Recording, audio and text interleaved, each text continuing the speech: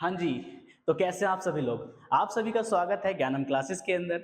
आज हम लोग स्टार्ट करने जा रहे हैं क्लास 12 केमिस्ट्री का सबसे पहला चैप्टर जिसका नाम है सॉल्यूशंस। सॉल्यूशन चैप्टर के मेजर टॉपिक आपके सामने यहाँ पर दिखाए गए हैं। उससे पहले हम लोग इस चैप्टर का इंट्रोडक्शन करेंगे। इंट्रोडक्शन जैसे कि बेटा अगर आप लोग ध्यान दें, अगर आप लोग गौर करें अपने आसपास तो आप लोग पाएंगे कि हमारे आसपास ज्यादातर जो चीजें पाई जाती हैं वो मिक्सचर की फॉर्म में पाई जाती हैं। किसकी फॉर्म में पाई जाती है? मिक्सचर की फॉर्म में पाई जाती हैं। अब ये मिक्सचर क्या चीज होती है बेटा? मिक्सचर हर उस चीज को कहा जा सकता है जब दो या दो से ज्यादा चीजें एक जगह पर मिक्स हों, एक जगह पर मिली हुई हों। जब दो या दो से ज्यादा चीजें आपस में मिक्स रहती हैं तो उसको हम लोग मिक्सचर बोलते हैं। तो जैसे कि हमारे बेटा आसपास देखेंगे तो यही सारी चीजें आपको देखने को मिल जाती हैं, ठीक है। और उसी में से उन्हीं मिक्सचर का एक टाइप हमारा बेटा सॉल्यूशन होता है। उस सॉल्यूशन को हम लोग इसके अंदर पढ़ेंगे, ठीक है। मिक्सचर के फॉर्म में जैसे बेटा हम लोग जानते हैं, बेटा मैटर को हम लोग पढ़ चुके हैं क्लास 11 के अंदर। मैटर हर वो चीज जिसके पास मास होता है, जिसके पास वॉल्यूम होता है, मींस जो जगह घेरती है, उसको हम लोग मैटर कहते हैं। तो हमारे चारों तरफ जो मैटर्स हैं बेटा वो दो फॉर्म में पाए जाते हैं, या तो मिक्सचर की फॉर्म में पाए जाएंगे या प्योर सब्सटेंस की फॉर्म में पाए जाएंगे। जो प्योर सब्सटेंस होते हैं वो हमारे इतनी ज्यादा मात्रा में नहीं पाए जाते हैं। ज्यादातर जो चीजें हमारे आसपास हम लोगों को वो मिक्सचर की फॉर्म में दिखाई देती हैं, ठीक है। बात यहां तक समझ आई है कि नहीं आई बेटा? ठीक है। तो ये जो मिक्सचर होते हैं, मिक्सचर भी बेटा आपके दो तरीके के होते हैं, ठीक है। जो मिक्सचर्स होते हैं, मिक्सचर्स आपके दो तरह के होते हैं बेटा। मिक्सचर्स दो तरीके के होते हैं, जैसे कि हम लोगों ने क्लास 11 में पढ़ रखा है। एक होते हैं होमोजीनस मिक्सचर। कौन से मिक्सचर बेटा? होमोजीनस मिक्सचर होते हैं। और एक होते हैं हमारे हेटेरोजीनस मिक्सचर, ठीक है जी। तो जो सॉल्यूशन है वो एक होमोजेनस मिक्सचर होता है, ठीक है जी। बात समझ आई कि नहीं आई? अब अगर आप लोग देखें कि सॉल्यूशन हम लोग को पढ़ना क्यों है, तो बेटा हम लोग इसका डेली लाइफ में इस्तेमाल बहुत ज्यादा मात्रा में देख सकते हैं, ठीक है। जैसे कि आप लोगों को पता है कि जब कोई भी इंट्रावीनस लगने वाला इंजेक्शन, इंट्रावीनस मतलब ऐसा इंजेक्शन जो कि नसों में लगाया जाता है बेटा, ठीक है। तो उसके अंदर क्या होगा, अगर थोड़ी सी भी कंसंट्रेशन ऊपर नीचे हो जाती है तो बेटा वहां पर बहुत ज्यादा खतरा बन जाता है, ठीक है। लेकिन उसको बिल्कुल ही अच्छे तरीके से स्टडी कर कर उसकी कंसंट्रेशन ब्लड की कंसंट्रेशन के साथ में मिलाई जाती है, ठीक है। तब कहीं जाके उसको बेटा इंट्रावीनसली मतलब नसों के द्वारा उसको इंजेक्ट करा जाता है, ठीक है। इसी तरीके से एनसीईआरटी के अंदर बेटा एक एग्जांपल दे रखा है फ्लोरीन का। फ्लोरीन की जो मात्रा है बेटा, किसकी मात्रा? फ्लोरीन की मात्रा, ठीक है। जो फ्लोरीन है, फ्लोरीन बेटा 1 ppm तक, किस तक बेटा? 1 ppm। 1 ppm मतलब है बेटा 1 पार्ट पर मिलियन। 1 पार्ट पर मिलियन, 1 पार्ट पर मिलियन। कहने का मतलब है कि इसका एक पार्ट, ठीक है, एक पार्टिकल मिलियन पार्टिकल में, कितने पार्टिकल में? मिलियन। मिलियन का मीन्स 10 टू द पावर 6। अगर 10 टू द पावर 6 पार्टिकल्स में एक पार्टिकल किसका रहे? फ्लोरीन का रहे, तो ये बहुत ज्यादा बेटा गुड है। किसके लिए बहुत ज्यादा बढ़िया है? किसके लिए बेटा? हमारे टूथ के लिए, ठीक है। हमारे दांतों के लिए बेटा ये बहुत ज्यादा क्या रहता है? बढ़िया रहता है। लेकिन वहीं बस थोड़ी सी इसकी मात्रा अगर चेंज हो जाए, 1 ppm से ये कितनी हो जाए बेटा? 1.5 ppm हो जाए। 1.5 ppm अगर हो गई तो ये बेटा टूथ डिके का कारण बन जाता है, ठीक है। किसका कारण बन जाता बेटा? है ना? ओके, ये हमारे टूथ डिके मतलब कि हमारे दांतों में समस्या क्रिएट कर देता है। इसी तरीके से बेटा जो हमारा कहता है सोडियम फ्लोराइड होता है, NaF जो होता है, इसको यूज करा जाता है रेड पॉइजन्स के अंदर। किसके अंदर बेटा? रेड पॉइजन्स के अंदर इसको इस्तेमाल करा जाता है, ठीक है। यहां पर देख सकते हैं कि फ्लोरीन की जो मात्रा है वो कितनी ज्यादा हानिकारक हो सकती है। लेकिन वहीं एक मात्रा ऐसी भी है जो हमारे लिए बहुत ज्यादा इंपॉर्टेंट, बहुत ज्यादा फायदेमंद भी होगी। लेकिन उसमें थोड़ा सा भी अगर चेंज हो जाता है, जैसे 1 से केवल अगर ये 1.5 ppm पहुंच जाए तो वो ही बहुत ज्यादा नुकसानदायक हो सकता है। वो हमारे दांतों की हेल्थ के लिए बेटा नुकसानदायक हो सकता है। बात समझ आई कि नहीं आई बेटा यहाँ तक? ठीक है, तो इसके बाद बहुत सारे ऐसे एग्जाम्पल हैं हमारे चारों तरफ हम दे सकते हैं जो कि इस सॉल्यूशन को क्या करते हैं बेटा, जस्टिफाई करते हैं, हमें पढ़ने का रीजन देते हैं। ठीक है, तो जो इस चैप्टर के अंदर हम लोग डील करेंगे वो सबसे पहले हम लोग सीखेंगे कि एक सॉल्यूशन वो होता क्या है, सॉल्यूशन क्या चीज होती है, और इसके टाइप्स मतलब कि सॉल्यूशन कितने तरीके के होते हैं, कितने टाइप के होते हैं और कौन कौन से होते हैं, इन सभी चीजों के बारे में हम लोग बात करेंगे। देन उसके बाद एक बहुत ज्यादा इंपॉर्टेंट टॉपिक है बेटा कंसंट्रेशन टर्म। कंसंट्रेशन का मतलब क्या होता है, सॉल्यूट की मात्रा भी, सॉल्यूट भी, सॉल्वेंट भी, ये सारी चीजें हम लोग इसके अंदर डिस्कस करेंगे, एक एक करके स्टेप बाय स्टेप पढ़ेंगे। ठीक है, कंसंट्रेशन टर्म्स पढ़ेंगे बेटा। इसके अंदर दो लॉ आते हैं, एक होता है हेनरी लॉ, एक होता है रॉल्स लॉ। हेनरी लॉ जो है बेटा, हेनरी लॉ हमारा इंपॉर्टेंट है, कैसे, सॉल्युबिलिटी के लेकर, सॉल्युबिलिटी के बारे में बताएगा, ये टॉपिक भी हम लोग पढ़ेंगे। और रॉल्स लॉ जो है बेटा, रॉल्स लॉ हेनरी लॉ का ही एक स्पेशल केस बन जाता है। ठीक है, उसको भी हम लोग पढ़ेंगे। अब उसी के बिहाफ पे कि सॉल्यूशन को अलग से कैसे हम लोग आइडियल सॉल्यूशन और नॉन आइडियल सॉल्यूशंस की कैटेगरी में कैसे रख सकते हैं, ठीक है, ये भी हम लोग बात करेंगे। ठीक है, जो भी रॉल्स लॉ को फॉलो करते हैं, जो सॉल्यूशन रॉल्स लॉ को फॉलो करते हैं वो आइडियल सॉल्यूशन बन जाते हैं, और जो इस लॉ को फॉलो नहीं करते हैं वो नॉन आइडियल सॉल्यूशन बन जाते हैं। तो नॉन आइडियल सॉल्यूशन के अंदर हम लोग देखते हैं डेविएशन। क्या देखते हैं बेटा, डेविएशन, मतलब कि ये जो हमारा रास्ता जो भटके हैं रॉल्स लॉ से, इस लॉ पर नहीं चल रहे हैं, तो इस लॉ से डेविएट हो गए हैं, तो डेविएट हुए हैं तो किस तरीके से डेविएट हुए हैं ये भी हम लोग बात यहाँ पर करेंगे। और सबसे ज्यादा इंपॉर्टेंट टॉपिक जो है वो है बेटा हमारा कॉलिगेटिव प्रॉपर्टी। कौन सा टॉपिक है बेटा, कॉलिगेटिव प्रॉपर्टी। ये टॉपिक हमारा बहुत ज्यादा इंपॉर्टेंट हो जाता है, इसको बेटा हम लोग पढ़ेंगे अपने चैप्टर्स के आगे के लेक्चर्स के अंदर। And then last topic abnormal colligative property, जिसके अंदर हम लोग सबसे पहले जानेंगे एबनॉर्मल मोलर मास के बारे में, है ना। देन उसके बाद हम लोग पढ़ेंगे एबनॉर्मल कॉलिगेटिव प्रॉपर्टी। यहां तक सभी को समझ आया? कुछ लिखना चाहते हैं तो आप लोग लिख सकते हैं, ठीक है, नोट कर लीजिए। चलिए आगे बढ़ते हैं, बात करते हैं सॉल्यूशन के बारे में, सॉल्यूशन क्या होता है। ठीक है, तो जैसा बेटा आप सभी को यहाँ पे सामने लिखा हुआ दिख रहा होगा कि solution is a homogeneous mixture. Solution एक होमोजेनस मिक्सचर होता है, जैसे कि बेटा अभी हमने थोड़ी देर पहले पढ़ा, और साथ ही साथ क्लास 11 के पहले chapter some basic concept of chemistry के अंदर भी हम लोग जब मिक्सचर पढ़ते हैं तो वहां पे पढ़ते हैं कि दो तरीके के मिक्सचर होते हैं, homogeneous mixture and heterogeneous mixture. Homogeneous mixture बेटा वो मिक्सचर होते हैं, ठीक है, जिनके कंपोजिशन जो होती है वो यूनिफॉर्म रहती है थ्रू आउट दिस सॉल्यूशन। पूरे सॉल्यूशन के अंदर इनकी जो कंपोजिशन है वो यूनिफॉर्म रहेगी, और जो कंपोनेंट होते हैं वो कंप्लीटली मिक्स हो जाते हैं। जैसे अगर हमने दो चीजों को मिलाया तो वो कंप्लीटली मिक्स हो जाएंगी। जैसे सिंपल सा एक एग्जांपल लेते हैं, अगर हम लोग वाटर के अंदर शुगर को डिसॉल्व कर दें, वाटर के अंदर अगर शुगर को डिसॉल्व कर दिया जाए तो वो कंप्लीटली डिसॉल्व हो जाती है, और ऊपर से लेकर नीचे तक जो भी हमारा सॉल्यूशन बना है उसके अंदर बेटा उसकी कंपोजिशन यूनिफॉर्म रहती है। कंपोजिशन कैसी रहती है, यूनिफॉर्म रहती है। कहने का मतलब है अगर आप उसका सैंपल चाहे ऊपर से लें, चाहे बीच में से लें, चाहे नीचे से लें, कहीं से भी अगर आप उसका सैंपल लेंगे तो वो इक्वली आपको उतना ही स्वीट, उतना ही मीठा वहां से देखने को मिल जाएगा। ठीक है, तो ऐसे सॉल्यूशन जिनकी कंपोजिशन यूनिफॉर्म होती है उनको कहते हैं होमोजेनस मिक्सचर। तो सॉल्यूशन भी बेटा एक होमोजेनस मिक्सचर है जो कि दो कंपोनेंट से मिलकर बना होता है, जिसके अंदर मेनली कितने कंपोनेंट होते हैं बेटा, दो कंपोनेंट, एक होता है सल्यूट, एक होता है सॉल्वेंट, एक होता है सॉल्यूट,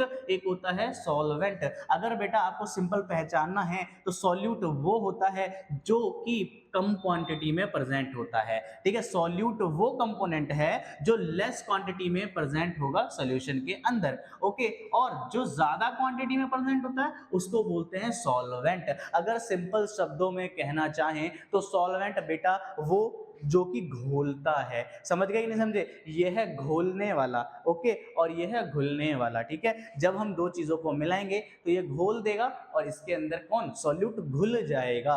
बात समझ आई कि नहीं आई? ठीक है, तो सॉल्यूट को आप कैसे पहचानोगे, अगर उसकी क्वांटिटी कम होगी, वहां पर क्या होगी बेटा, वहां पे क्वांटिटी कम है तो वो सॉल्यूट है, और क्वांटिटी अगर ज्यादा है, लार्ज क्वांटिटी में प्रेजेंट है, तो वो चीज हमारी सॉल्वेंट कहलाएगी। और एक और बहुत ज्यादा नोट करने वाली बहुत अच्छी बात यहाँ पे बता रखी है कि फिजिकल स्टेट ऑफ सॉल्यूशन, जो हमारे सॉल्यूशन होते हैं उनकी फिजिकल स्टेट, जैसे कि सॉलिड, लिक्विड, गैस, जो इनकी फिजिकल स्टेट है ये डिपेंड करती है सॉल्वेंट के ऊपर। बेटा किसके ऊपर डिपेंड करती है? सॉल्वेंट के ऊपर ये डिपेंड करती है, इस बात को याद रखना है। ठीक है, कोई भी सॉल्यूशन अगर है हमारे पास तो उसकी फिजिकल स्टेट उसके सॉल्वेंट की स्टेट के ऊपर डिपेंड करती है। जैसी स्टेट सॉल्वेंट की होती है वही स्टेट सॉल्यूशन की भी होती है, याद रखेंगे इस बात को। और वहीं दूसरी बात, nature of solution, nature of solution, nature of solution के अंदर आपको याद रखना है कि ये जो नेचर ऑफ सॉल्यूशन है वो सॉल्यूट के ऊपर डिपेंड करता है। किसके ऊपर डिपेंड करता है बच्चे? सॉल्यूट के ऊपर ये डिपेंड करता है, याद रखेंगे। एग्जांपल जैसे अभी हमने लिया था, पानी के अंदर हमने चीनी को घोला, तो जैसा कि आप लोग जानते हैं, ठीक है, यहां से सुनेंगे पहले, ये जो है हमारा, अगर सॉल्यूट और solvent, solute and solvent, solute और सॉल्वेंट की स्टेट, ठीक है, state of solute and solvent बेटा अगर सेम है, अगर सेम है या डिफरेंट है, ठीक है, अगर ये सेम है, ठीक है, क्या है बेटा? सेम है। सेम है तो आपको क्या है देखना है? क्वांटिटी देख लेनी है। क्या देख लेना है? क्वांटिटी देख लेनी है, क्योंकि सेम के अंदर तो फिजिकल स्टेट का पता नहीं लगेगा ना। जैसे एक लिक्विड के अंदर मैं लिक्विड को मिला दूं बेटा, तो हमें कैसे पता लगेगा कि किसकी स्टेट की वजह से हमारा सॉल्यूशन तैयार हुआ है? ठीक है, तो इसीलिए जब आपके पास सॉल्यूट और सॉल्वेंट की स्टेट सेम होती है तो उस समय पे आप क्वांटिटी चेक करते हैं। जो कम क्वांटिटी में होगा वो सॉल्यूट हो जाएगा और जो ज्यादा क्वांटिटी में होगा वो सॉल्वेंट हो जाएगा। और अगर वहां पर स्टेट डिफरेंट है, सॉल्यूट और सॉल्वेंट की स्टेट डिफरेंट है, तब तो सीधा सीधा सा आपके पास फंडा है ही, ठीक है, कि जो सॉल्वेंट सॉल्यूशन की जो स्टेट होगी वो कैसी होगी बेटा? एग्जैक्टली सॉल्वेंट जैसी होगी। जैसा सॉल्वेंट था वैसी ही सॉल्यूशन की स्टेट पाई जाएगी और जो नेचर होगा वो सॉल्यूट के जैसा हो जाएगा। एग्जांपल के तौर पर पानी के अंदर चीनी हमने मिलाई, तो जो पानी होता है बेटा वो पानी कैसा होता है? लिक्विड फॉर्म में होता है। और जो सॉल्यूट, जो कि चीनी थी, चीनी हमारी कैसी थी बेटा? चीनी थी हमारी सॉलिड स्टेट में। ठीक है, तो अगर हम इन दोनों को मिलाते हैं तो हमारा क्या होगा? एक सिरप बन जाएगा।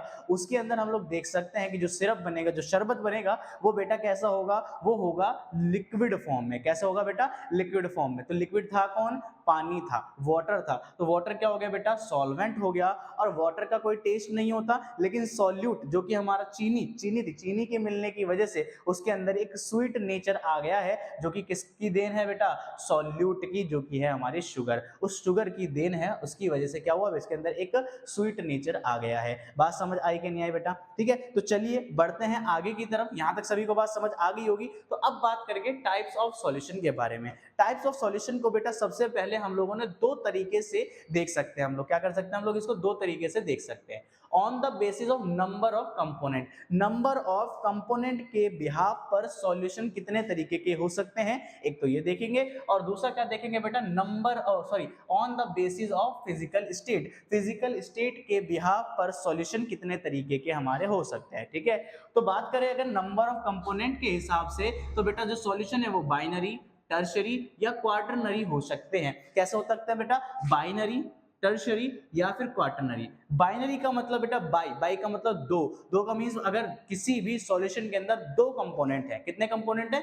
दो कंपोनेंट है, तो वो बेटा एक बाइनरी सॉल्यूशन कहलाएगा। और अगर किसी के अंदर देखिए, बाइनरी का मतलब क्या है? दो कंपोनेंट मतलब एक सॉल्यूट एक सॉल्वेंट। क्या होगा बेटा? एक सॉल्यूट हो जाएगा और एक क्या हो जाएगा? सॉल्वेंट हो जाएगा। एक सॉल्यूट हो गया और एक सॉल्वेंट हो गया। टर्शरी का मतलब है बेटा एक सॉल्वेंट दो सॉल्यूट।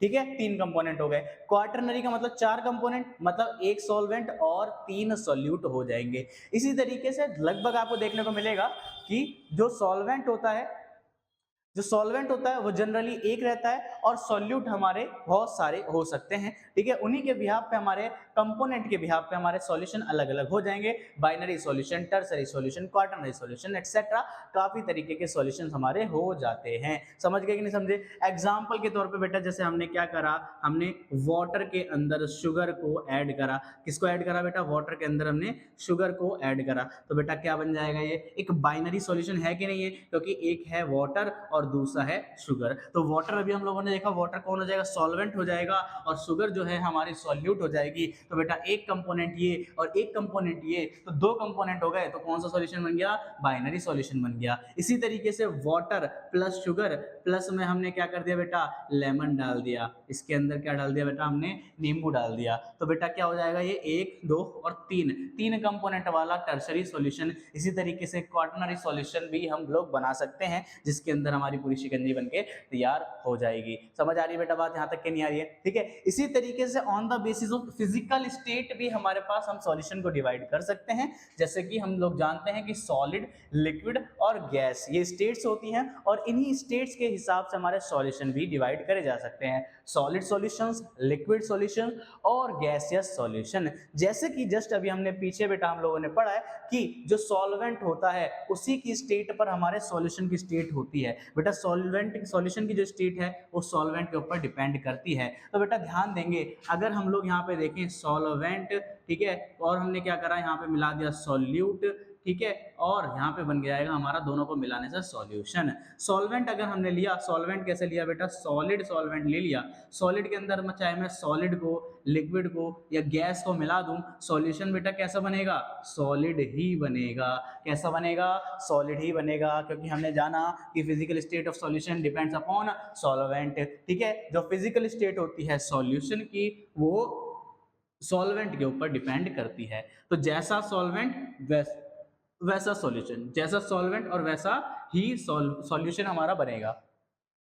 इसी तरीके से अगर मेरे पास लिक्विड है तो बेटा लिक्विड से में चाहे सॉलिड मिलाया जाए, लिक्विड में लिक्विड मिलाया जाए, लिक्विड में गैस मिलाया जाए, तो बेटा सॉल्यूशन कैसा बनेगा, हमारा लिक्विड ही बनेगा। एज इट इज आप गैस के लिए भी लिख सकते हैं, ठीक है, उसके अंदर भी आपको पता है कि सॉल्यूशन कैसा बनेगा। बात समझ आ गई बेटा कि नहीं आई यहाँ तक, ठीक है, आपको बात समझ आई यहाँ तक कि नहीं आई है ना। तो इसके अंदर बेटा हम लोगों को ध्यान देना है, जो ये पूरा चैप्टर है वो हमारा जो चैप्टर होगा उसके अंदर हम लोग क्या करेंगे, केवल और केवल हमने बाइनरी लिक्विड सॉल्यूशंस के बारे में स्टडी करना है। बाइनरी लिक्विड सॉल्यूशंस के बारे में स्टडी करना है। बाइनरी मींस ऐसे सॉल्यूशन जिनके अंदर दो कंपोनेंट होते हैं, मींस जितने भी सॉल्यूशन हम लोग यहाँ पर देखेंगे उसके अंदर एक सॉल्यूट होगा और एक सॉल्वेंट होगा, साथ ही साथ बेटा वो सारे के सारे लिक्विड स्टेट वाले सॉल्यूशंस होंगे। अब लिक्विड स्टेट में बेटा लिक्विड में सॉलिड को भी मिलाया जा सकता है, लिक्विड में लिक्विड को भी मिलाया जा सकता है और लिक्विड के अंदर गैस को भी मिलाया जा सकता है। इन सभी के मिलने से जो सॉल्यूशन बनेगा वो लिक्विड सॉल्यूशन ही होगा। तो इसी तरीके से आप लोगों को समझ में आ गया होगा कि जो चैप्टर है हमारा बाइनरी लिक्विड सॉल्यूशन के बारे में होगा। तो आज की वीडियो में बेटा हम लोग इसको यहीं तक रखेंगे, ठीक है। देन इसके बाद के जो भी टॉपिक्स हैं उनको लेक्चर बाय लेक्चर आपको हम लोग प्रोवाइड करवा देंगे, ठीक है। किसी का भी कोई भी डाउट होता है तो आप सभी लोग कमेंट सेक्शन के अंदर पूछ सकते हैं, ठीक है। तो इसको नोट कर लीजिए। चलिए।